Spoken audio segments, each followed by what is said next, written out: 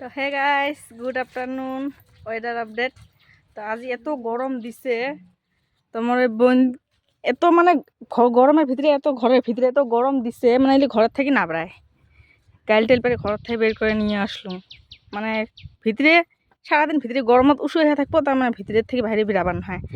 তোমার একটা জিনিস দেখাং, এরফলে একটা জিনিস দেখ। এরফলে আমার বাড়িত মানে সকাল থেকে একদম সন্ধ্যে পর্যন্ত রোদ পড়ে, গরমতে থাকা না যায়। আর এলে ঘরের থেকে না বেড়ায়, এদিকে মানা যায়। এই আরেকজন এটা আরো কোথা না শুনে গাইল পেরে পেরে আমার ঘরের থেকে বাইরে বের করে নিয়ে আসা লাগে। তাহলে কি করবেন?